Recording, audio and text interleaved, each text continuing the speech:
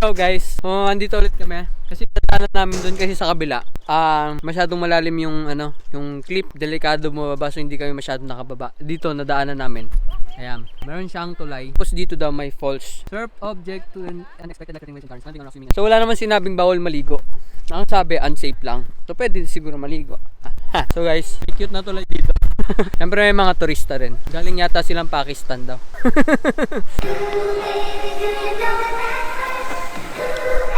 Ano masasabi mo? Huwag niyo siyang gagayahin guys. Hindi siya mabuting tao. Kantahan mo ng ano. Aso! Hey! Hey! Guys, may ibon. Kwak kwak! Kwak kwak! Wow, so ito na yung malapitan guys.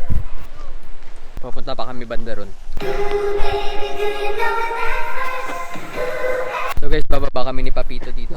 Bababa kami sa pinakababa dahil kami ay isang adventurous sa tao. At unsafe, mahilig kami sa mga unsafe. Mga konting semento lang naman to pag napilayan. Hoy! Baka mabalewala o mapahiya, bahala na, bahala na. Ganda dito guys. Medyo malamig nga lang. So yung lamig niya nakakahingal. Ingat lang din kayo guys, baka may mga natatagong elemento dito katulad ng ahas. 'Di ba? Tignan niyo naman yung get up namin. Yung mga get up namin tapos nag-hiking na kami. Si Papito umaakyat na. Pucha. So kailangan ko siyang habulin. Kailangan sa taas din tayo. Ang taas. Parang si Gardo Versosa Gardo Versosa ng California. Gardo Versosa ng California from Zambales, Philippines. Yung ilong ko, kusa nang natuloy sipon sa sobrang lamig. Okay naman siya kasi hindi basa yung yung bato, hindi naman siya madulas. Ang problema ngayon yung bababa. Yung pababa. Yung packet madali eh. So, malawak pa to no guys. So, para kaming nag-hiking, na rin. Mountain climbing. Nakita mo to? Ayan o. May spikes yan. Ayan o. Ayun o. Kapit na kapit.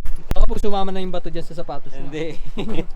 So pabalik na kami guys. Putulin ko muna dito yung video guys. So guys, dahil nature lover ako, titignan natin kung gaano kabuti yung nature dito. Ang! Pogi ko! Gago! Utang ina. Ayoko na. Ang kalendaryo. 1, 2, 3.